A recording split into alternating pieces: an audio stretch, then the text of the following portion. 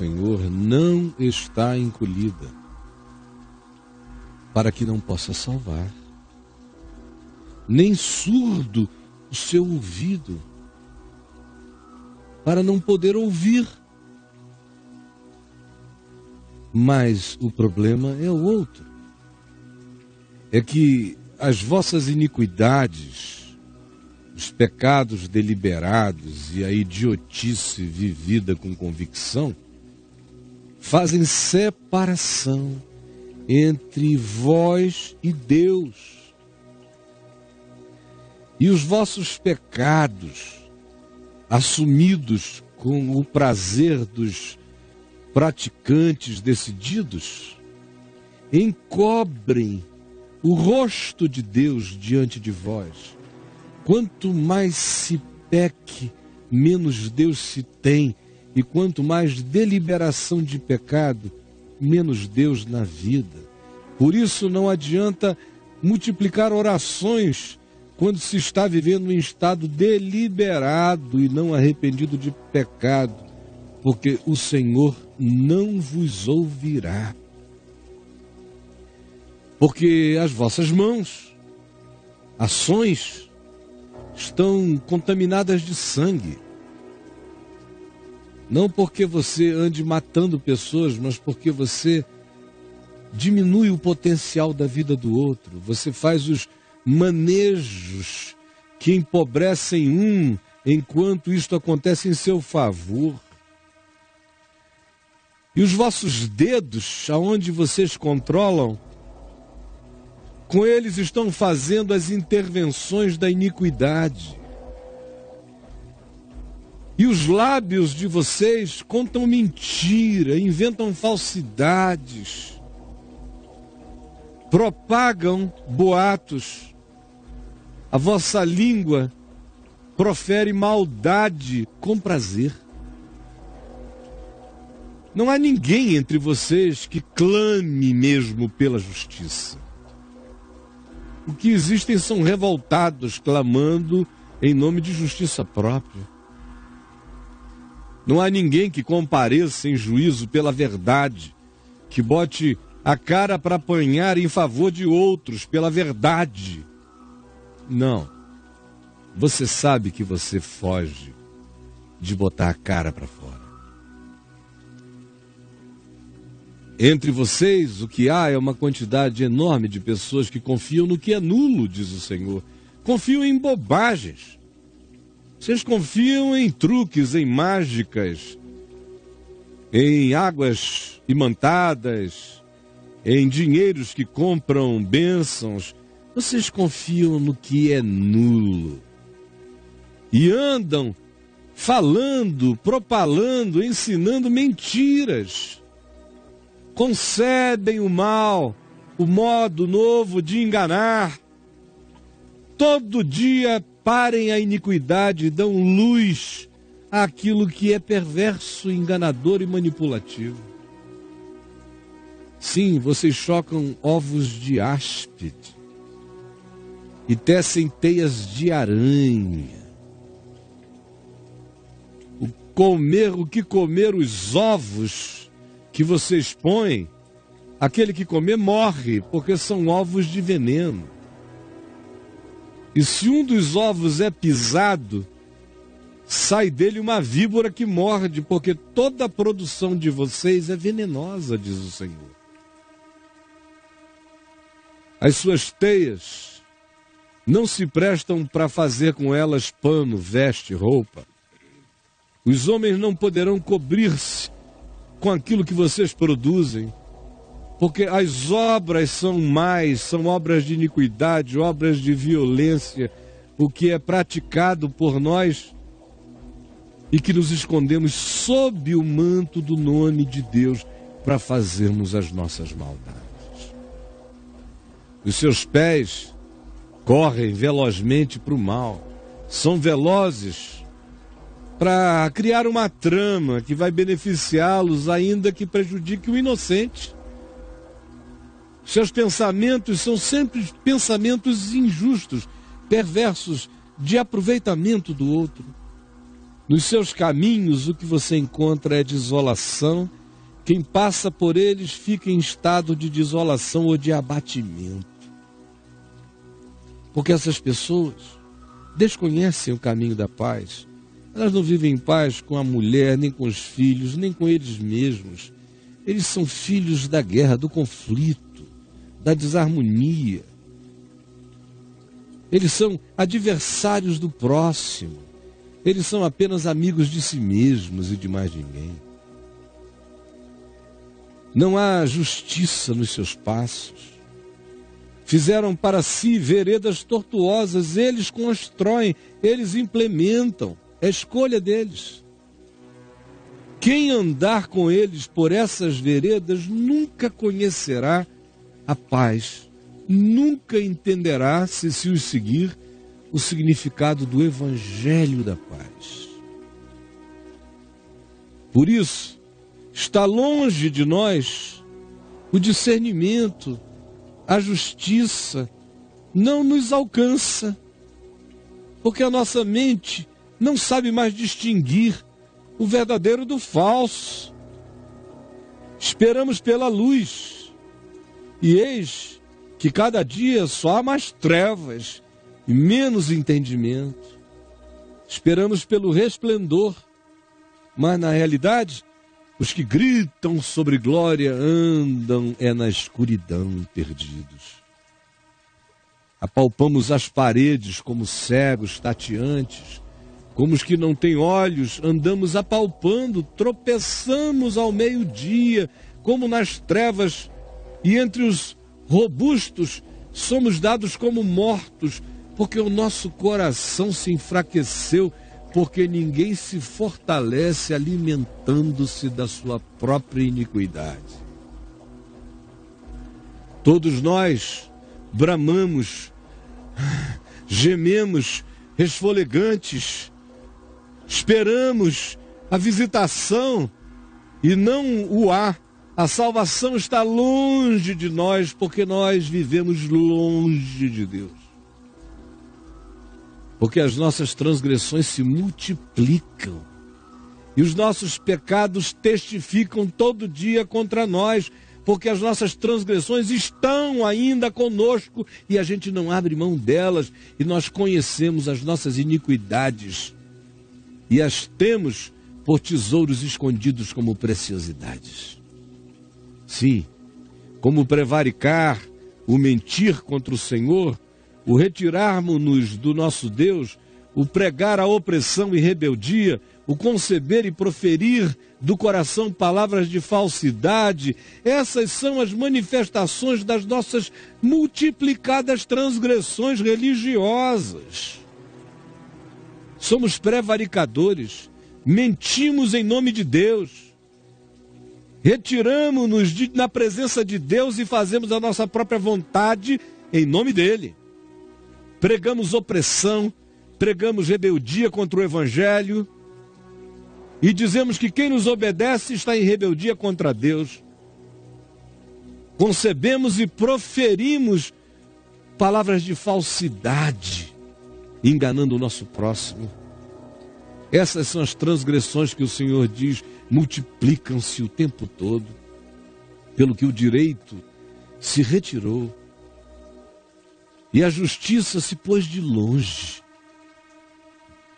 porque a verdade anda tropeçando pelas praças, a retidão não pode entrar na vida de ninguém. Sim, a verdade sumiu, e quem se desvia do mal é tratado como presa. Aquele que não quer pecar é perseguido neste ambiente religioso. O Senhor viu isso e desaprovou tal coisa. Viu que não havia ajudador algum. Só tem gente se escondendo, gente fugindo do encaramento. E o Senhor maravilhou-se de que não houvesse um intercessor, um profeta, alguém que se pusesse em pé. Pelo que o próprio braço de Deus lhe trouxe a salvação e a sua própria justiça susteve todas as coisas, porque Ele é Deus livre. Ele mesmo se vestiu de justiça como de uma couraça e pôs o capacete da salvação na cabeça de todo aquele que quer andar coberto com a couraça dele, com a proteção mental dele, pôs sobre esse as vestimentas da verdade, e Deus, enquanto isso, se vestiu de vingança e se cobriu de zelo como de um manto, e o dia da verdade chegará. Segundo as obras deles, assim o Senhor os retribuirá, com equivalência, com justeza, na medida certa. Aquilo que o homem semear para o bem ou para o mal, isso também ceifará. Furor aos seus adversários e o devido aos seus inimigos, isto virá contra todo aquele que se faz inimigo do amor, da verdade e do bem, contra o próximo na vida. Temerão, pois, o nome do Senhor desde o nascer do sol, e a sua glória desde o nascente do sol. Pois o Senhor virá como torrente impetuosa, impelida pelo Espírito. Sim, virá o Redentor. A aqueles que se converterem a Ele. Quanto a mim, diz o Senhor, esta é a minha aliança com eles. O meu Espírito que está sobre ti e as minhas palavras que eu pus na tua boca não se apartarão, nem cairão por terra, nem na tua vida, nem na vida dos teus filhos, nem na vida dos filhos dos teus filhos, não se apartarão jamais, para todo sempre. Esse é o vínculo que eu tenho com aquele que diz: em mim a palavra de Deus não volta vazia. Ela se planta e dá todo o seu fruto, porque eu me ofereço para ser lavoura de Deus. E agora, Jesus, abre o entendimento de cada um e nos provoca com a palavra da profecia, com a luz da verdade eterna. Em nome de Jesus. Amém. Querido, essa ideia de botar os livros do Velho Testamento junto com os textos que foram produção apostólica ou de discípulos de apóstolos, foi já uma ideia de natureza constantiniana, né? No século IV. Antes disso, o que você tinha era, em ambientes e comunidades com muitos judeus, o pregador, ou o apóstolo, ou o mestre, ou o ensinador local, eventualmente se servia de um texto do Velho Testamento para anunciar Jesus. São aqueles inúmeros textos que dão o testemunho de Cristo, do Cristo que viria, do Messias que viria. Então a gente observa que quando a quantidade de judeus presentes na comunidade que se reunia para cultuar eram cristãos judeus, judeus cristãos juntamente com cristãos pagãos, frequentemente se utilizava texto do Velho Testamento para anunciar o Evangelho de Jesus. Em outros lugares a gente vê a recomendação explícita de Paulo, que essa carta aqui seja lida também ali em Laodiceia, seja lida em Hierápolis, e que a carta que eu mandei para Laodiceia seja lida aqui para vocês em Hierápolis também, e a que eu mandei para Hierápolis seja lida também nos outros lugares. Façam a leitura correr. No mais, a maioria esmagadora das vezes, as pessoas se levantavam e falavam em cima de memória, do que elas tinham aprendido. Era para guardar no coração, era para memorizar o ensino. Por isso Paulo tantas vezes diz: convém que eu vos repita, para guardar, para rememorar, para dizer de novo. E era esse falar livre. Ninguém abria nada para falar nada na maioria das vezes. As pessoas se levantavam e falavam. Como é mais natural, não é? Imagina se Deus criou uma concepção onde, para o indivíduo falar de Deus, ele tem que andar com um livro, abrir um livro e ler umas páginas, para então poder falar de Deus. Meu Deus, que coisa mais patética se tivesse que ser assim. Se obrigatoriamente fosse isso. O kit de Deus. Né? Kit de Deus. Tem que andar com o kit de Deus. Senão não pode pregar, não vou pregar porque eu não trouxe o livro. Não trouxe o meu kit de Deus. Então, segunda coisa. Eu acho, mas sou eu, 2000 anos depois, né? É fácil você falar 1700 anos depois acerca das coisas que não deram certo. Quando você está lá, você está vendo só o imediato. Agora, olhando para trás, sinceramente, se eu estivesse lá com a consciência que eu tenho hoje, a minha sugestão é: vamos apenas entregar o Novo Testamento para esses discípulos lerem. Você cortava? 90% dos crentes eram pagãos.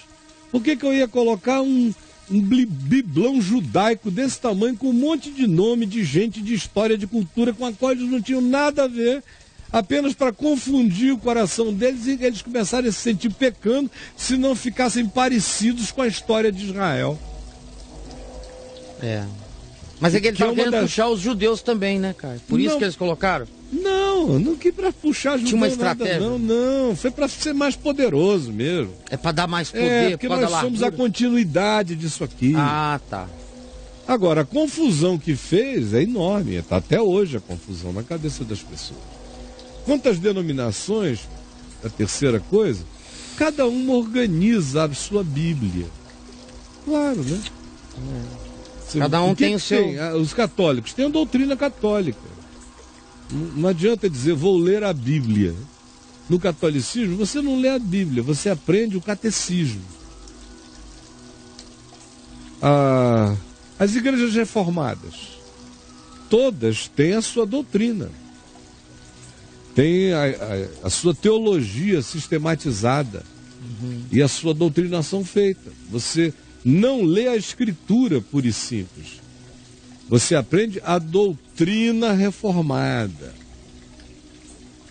E a doutrina reformada passa a ser a chave hermenêutica para a sua leitura da Escritura. E está tudo organizadinho de modo a ficar mais ou menos coerente. Textos coerentes com continuidades coerentes. Aí vem uma outra denominação e diz: não, eu não concordo com o que Calvino fez. Aí organiza de outro modo. Calvino era fatalista, predestinista, ficava falando só em eleição, soberania. Não, nós somos gente do livre-arbítrio. Aí desenvolveram uma doutrina e que quem lê diz: não, tudo que vale é só livre-arbítrio. Tá tudo certo aqui. Quem lê a calvinista diz: não, tudo que vale é só soberania de Deus. Aí vem um outro grupo que pega um pouco do calvinismo, um pouco do arminianismo, do livre-arbítrio, faz uma fusão e joga pentecostalismo dentro. Aí depende, Deus é soberano, mas você pode estar salvo hoje e não estar salvo amanhã. Sim. E tudo vai depender da sua relação com o Espírito Santo, que passa a ser o salvador contemporâneo do pentecostal. Jesus, no ambiente pentecostal, fez uma obra muito bonitinha lá na cruz, mas ficou estanquemente parado lá. Quem está trabalhando hoje, o Redentor pentecostal, é o Espírito Santo, como se fossem coisas diferentes. E para eles porque Jesus já disse tudo o que queria dizer. Mas eles querem coisas novas, então eles se servem do Espírito Santo para inventar. Então, os reformados, eles organizam a concepção deles, mas eles não saem inventando mais. Os do livre-arbítrio organizam a concepção deles, mas não saem inventando mais. Mas os pentecostais, além de organizarem dispensacionalisticamente a concepção deles, eles não param de inventar mais e mais e mais e mais. Porque o Espírito Santo seria Jesus trazendo coisas novas. Mesmo que essas coisas sejam incoerentes com o ensino original de Jesus. Então, Jesus não fez naquele tempo porque a dispensação era outra. Mas nesta dispensação, Jesus está fazendo coisas que antes ele não fazia. Aí vira o samba do crioulo doido. Então, o grande problema é o seguinte, mais do que tudo, eu acho que são as hermenêuticas, e das hermenêuticas, a mais desastrosa de todas é a pentecostal. Porque ela dá espaço para o cara fazer o que ele quiser, se ele disser que teve um ardor no peito e que Deus falou para ele que agora as coisas eram assim. A Escritura tem um lugar secundário no pentecostalismo. O que importa é a sensação no coração. Aí ferrou tudo. Fica um bando de doidos trazendo suas sentenças, suas profecias da cabeça, que não tem nada a ver com o Espírito de Cristo. Estou repetindo o que eu já falei 1,5 trilhão de vezes na vida.